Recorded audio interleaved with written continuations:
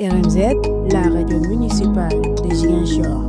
Ici, c'est chez vous. Toujours dans sa logique d'apporter les meilleurs soins aux populations, le professeur Ansoumana Diatta, chef de service de pneumologie de l'hôpital de la Paix de Ziguinchor, a initié un renforcement de capacité sur le drainage pleural. Il s'agit d'un atelier de renforcement de capacité des praticiens hospitaliers qui porte sur ce qu'on appelle le drainage pleural. Donc cette activité a pour but surtout de former davantage beaucoup de médecins, surtout urgentistes, beaucoup de médecins surtout qui sont dans des services qui peuvent recevoir ces pathologies, donc les malades souffrant d'épanchement liquidien dans les poumons et qui doivent être pris en charge le plus précocement possible. Et cette activité consiste donc à la pose, à la mise en place d'un petit outil qu'on appelle drain au niveau de la cavité pleurale.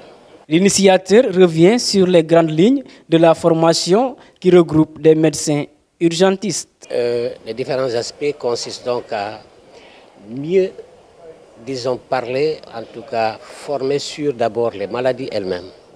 Et parmi ces maladies, nous avons ce qu'on appelle les pleurésies, c'est-à-dire des épanchements de liquide dans la cavité pleurale, dans l'enveloppe qui entoure le poumon. Et cette présence de liquide empêche souvent le patient de bien respirer et il a des douleurs au niveau du thorax. Et ce qui fait que quand on fait la radio, on regarde, on voit une partie qui est toute blanche. Et cela nécessite donc à l'évacuation de ces liquides qu'on appelle le drainage pleural. Ou alors à des pathologies, des maladies, où au lieu d'avoir du liquide dans ces enveloppes qui entourent le poumon, on a de l'air à l'intérieur de cette cavité qu'on appelle pneumothorax. Et donc ce pneumothorax également peut être, disons, massif et compressif, c'est-à-dire empêcher le patient de bien respirer. Et parfois, ça nécessite même une évacuation en réanimation pour enlever tout ça et prendre bien en charge le patient. Et donc, ce sont ces pathologies qui ont été présentées ce matin.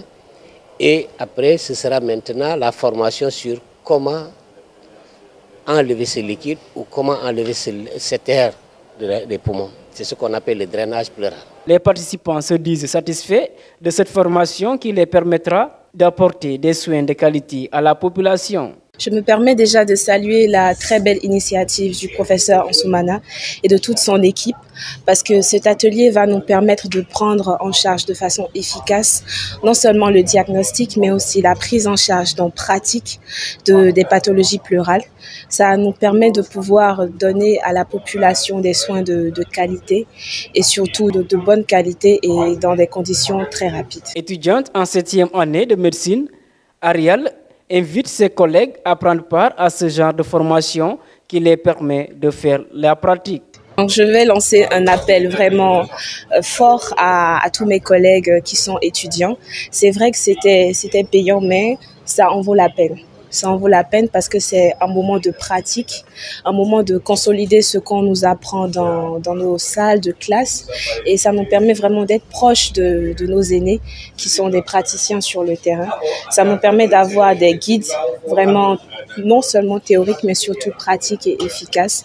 Et ça compte vraiment pour la prise en charge ultérieure des patients. Donc, venez massivement aux prochaines initiatives et vous ne gagnerez qu'en positif. Plusieurs manifestations ou pathologies reposent sur les difficultés respiratoires selon le professeur Ansoumana Diatta. Disons, ça se voit surtout chez un patient qui, pour rien, pour un simple effort, il a des difficultés pour respirer.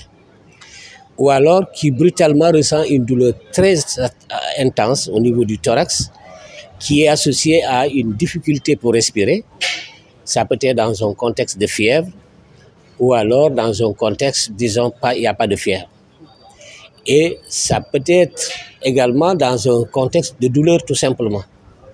Et donc chez ces patients, quand ils vont à l'hôpital, parce qu'ils ont des difficultés surtout pour respirer, ce que le médecin fait, c'est de bien l'examiner, de demander une radio qui donne une orientation, qui montre que il y a de l'eau ou il y a beaucoup d'air.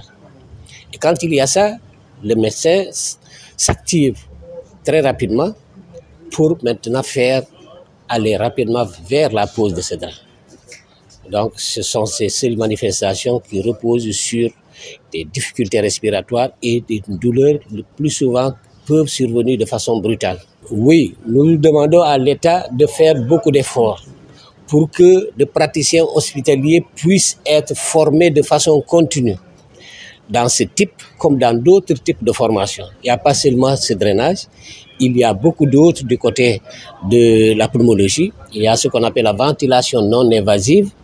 Il y a également ce qu'on appelle l'échographie thoracique, c'est-à-dire le médecin doit avoir la facilité de faire, doit savoir faire lui-même, même s'il n'est pas radiologue, faire l'échographie. Et ça peut aider à la prise en charge précoce de tous nos patients.